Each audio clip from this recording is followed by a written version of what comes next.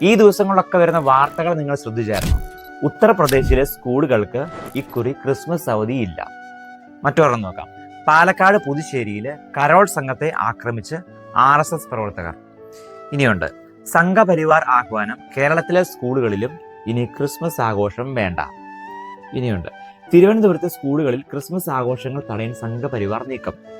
മറ്റൊന്ന്, ഹൈന്ദവർ ക്രിസ്മസ് ആഘോഷിക്കരുത്, ആശംസാ ബോർഡുകൾ തൂക്കരുത്, ആഹ്വാനമായി വിശ്വ ഹിന്ദു പരിഷത്ത്. ഇനിയുണ്ട്, ക്രിസ്മസ് ആഘോഷത്തിൽ ഗണഗീതം ആലപിക്കണമെന്ന ആവശ്യവുമായിട്ട് DMS. ഇനി ഒരു വീഡിയോയും കൂടി കണ്ടു നോക്കാം.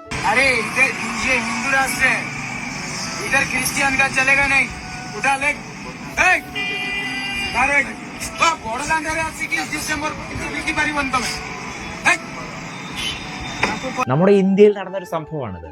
ക്രിസ്മസുമായിട്ട് ബന്ധപ്പെട്ട ചില സാധനങ്ങൾ വിൽക്കാനായിട്ട് വന്ന ചില പാവപ്പെട്ട മനുഷ്യര് ഈ മനുഷ്യരെ തടഞ്ഞു നിർത്തിയിട്ട് ഇവിടെ കച്ചവടം പാടില്ല എന്ന് പറഞ്ഞവരെ ആട്ടി ഓടിക്കുന്ന ചില വ്യക്തികൾ.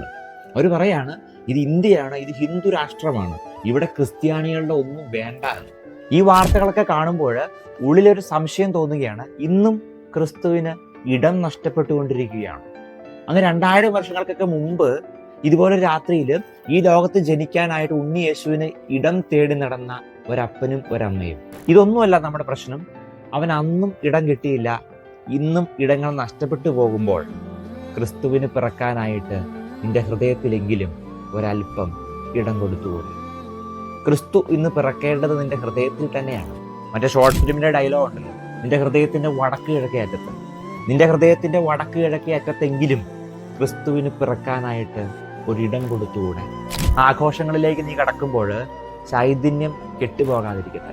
ഈ ക്രിസ്മസിനും ഉണ്ണി ഇടം തേടി വരുമ്പോൾ നിന്റെ ഹൃദയത്തിൽ വെറുപ്പും വിദ്വേഷവും വൈരാഗ്യവും ഒക്കെ നിറഞ്ഞു നിൽക്കുകയാണെങ്കിൽ നിന്റെ ഹൃദയത്തിൽ നിന്ന് പോലും ക്രിസ്തു പുറത്താക്കപ്പെടുകയില്ലേ? നിന്റെ ഹൃദയത്തിൽ പോലും അവൻ ഇടം നഷ്ടപ്പെട്ടു പോവുകയില്ലേ? അതല്ലേ ഏറ്റവും വലിയ വേദന എന്ന് പറയുന്നത്. പ്രിയമുള്ളവരെ, നമ്മൾ കേട്ട് തഴമ്പിച്ച ഒരു വാക്കുണ്ടല്ലോ, ഒരു ഡയലോഗ് ഉണ്ടല്ലോ, 1000 പുൽക്കൂടുകളിൽ ഉണ്ണി പിറന്നാലും നിന്റെ ഹൃദയത്തിൽ ഉണ്ണി പിറക്കുന്നില്ലെങ്കിൽ അതുകൊണ്ട് എന്താണ് കാര്യം? ഹൃദയങ്ങളിൽ ഉണ്ണി പിറക്കട്ടെ ഈ ക്രിസ്തുമസിനെങ്കിലും.